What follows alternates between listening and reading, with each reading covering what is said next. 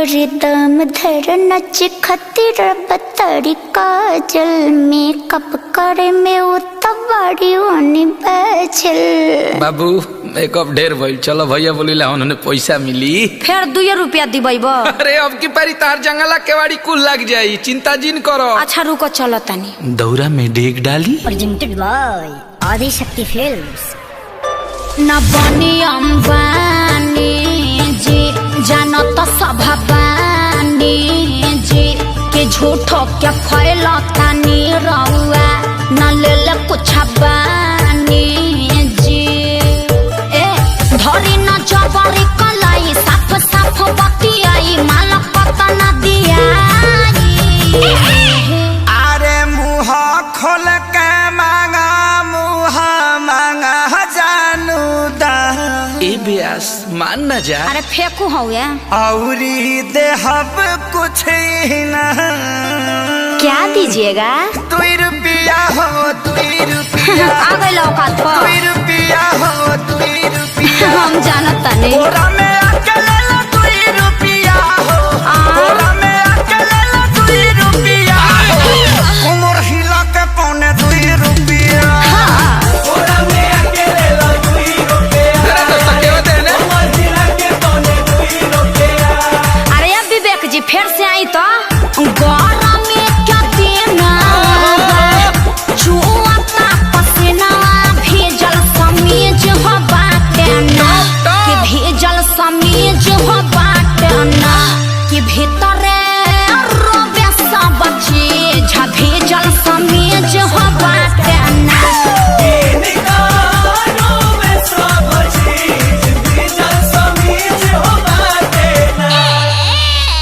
सुनले बानी तोहरता बहुते हो खता कमाई हो 1000-2000 जे दे देब तोहरो न कुछ घट जाई हो। जवानी अठन्नी पकैले बाडू कांडी बोला काहे अतना हाई बजट के करे लूटी। अरे बोला बुढ़िया दाए जान भैया तो हमार होवे। हाँ तो फ्री में मजा लेबा छोड़ी हमार अब पीछा लेब न परीक्षा तनी दूरी बनाई।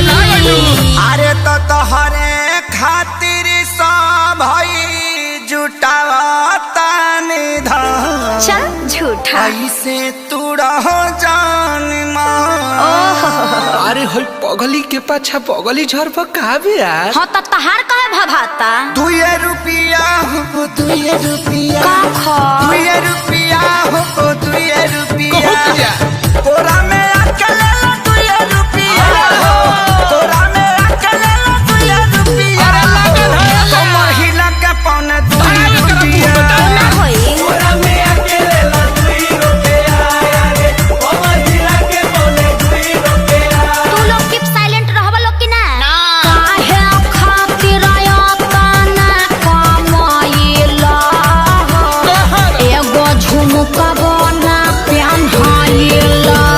जीवन बीमा तोहरो कराई हो। मैं करा दस सब बेनाई।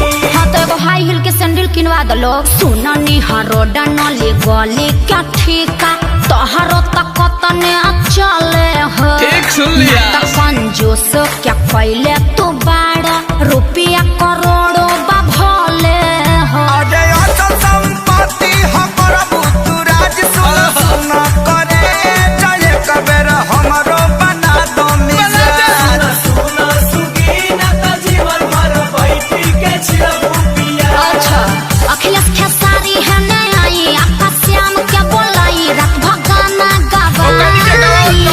शहर तक बाजेला। अरे धन धन्य कैलू दिल से बाटे धन्यवाद। वेलकम यादव जी। रह जीवन भर जिया जिया ए मजनू के सारू तू तो देखे में लागत तारा। का? हारू बेबी फारू बजट बढ़ाओ। बैगनो बेच दे। बेच दो 2 रुपया होते हैं 2 रुपया। 2 रुपया होते हैं 2 रुपया। ले ला चुमा चटाई दे हम 2 रुपया हो। चुमा चटाई दे हम 2 रुपया हो। अच्छा कालो कटाई पौने 2 रुपया।